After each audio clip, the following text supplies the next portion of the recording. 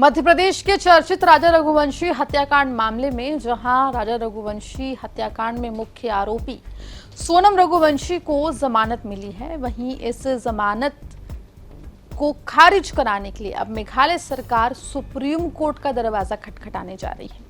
आपको बता दें, इससे पहले हाईकोर्ट से भी राजा के परिवार को झटका ही लगा था, लेकिन अब सुप्रीम कोर्ट में क्या होगा देखने वाली बात होगी। विस्तार से इस रिपोर्ट में आपको पूरी डिटेल बताएंगे। नमस्कार, आप देख रहे हैं एमपी तक और मैं हूं आपके साथ आकांक्षा ठाकुर। साल 2025 में राजा रघुवंशी की हत्या मेघालय के शिलांग में हुई थी। राजा की हत्या के बाद 2 जून को राजा का शव बरामद किया गया। 9 जून को राजा की पत्नी सोनम रघुवंशी गाजीपुर बॉर्डर से यानी कि उत्तर प्रदेश से बरामद की गई। शिलांग पुलिस ने काफी दिनों की छानबीन के बाद ये प्रेस कॉन्फ्रेंस करके खुलासा किया कि राजा की हत्या के पीछे कोई और नहीं बल्कि सोनम रघुवंशी है। सोनम ने अपने कथित बॉयफ्रेंड राज कुशवाहा के साथ मिलकर राजा की हत्या कर दी। इस मामले में कई और आरोपी बनाए गए, जिन्हें शिलांग पुलिस गिरफ्तार कर मेघालय वापस लेके गई। हाल के दिनों में ये मामला ट्रायल के बीच में उस वक्त चर्चा में आया जब सोनम रघुवंशी को निचली अदालत से जमानत मिल गई थी।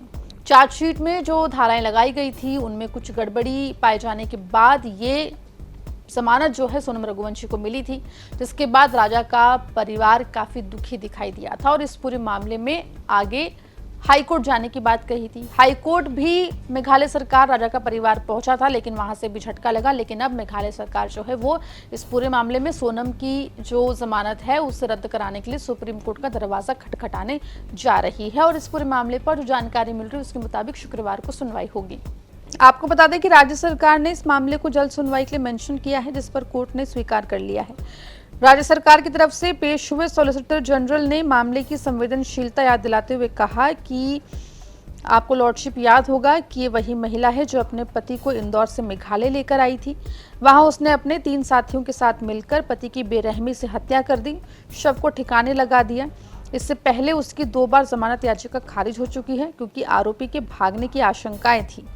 वहीं आपको बता दें कि अदालत ने दलील देते हुए तुषार मेहता ने कहा कि सोनम रघुवंशी को केवल एक टेक्निकल आधार पर जमानत दी गई है कि गिरफ्तारी के वक्त उसे गिरफ्तारी के सभी कारण पूरी तरीके से उपलब्ध नहीं कराए गए थे। उन्होंने साफ किया कि आपराधिक डॉक्यूमेंट में केवल एक कानूनी धारा का नंबर टाइप करने में गलती हुई थी। इतनी छोटी और मामूली टाइपोग्राफिकल टेक्निकल गलती के आधार पर इतने बड़े आरोपी को जमानत नहीं मिलनी चाहिए। फिलहाल इस पूरे मामले में आपको बता दें कि शुक्रवार को सुनवाई होगी। वहीं सोनम की जमानत के बाद पुणे में जो केतन अग्रवाल हत्याकांड हुआ है उससे इसको जोड़कर देखा जा रहा है। सोशल मीडिया पर राजा का परिवार भी लगातार ये आरोप लगा रहा है कि अगर सोनम को जमानत मिली है तो ऐसे में ऐसे केसेस जैसा कि पुणे में भी हुआ केतन अग्रवाल हत्याकांड, जिसमें उनकी फियांसे सिया गोयल के ऊपर उनकी हत्या के आरोप लग रहे हैं, ऐसे अपराधियों का मनोबल बढ़ेगा। ऐसे में कोर्ट को नजीर पेश करनी चाहिए। फिलहाल देखने वाली बात होगी कि शुक्रवार को जब इस पूरे मामले में सुनवाई होती है तो क्या सोनम की जमानत यथावत रखी जाती है या फिर सुप्रीम कोर्ट फैसला लेकर सोनम को वापस से जेल भेजता है। आपको बता दें कि सोनम के अलावा राज कुशवाहा भी लगातार जमानत के लिए याचिका दायर कर रहा है, लेकिन राज कुशवाहा को जमानत नहीं मिली। इसके अलावा 3 और जो आरोपी थे इस पूरे मामले में, जिसमें बिल्डिंग ओनर, ब्रोकर और बिल्डिंग का जो चौकीदार था, वॉचमैन था, उन तीनों को पहले ही जमानत मिल चुकी है।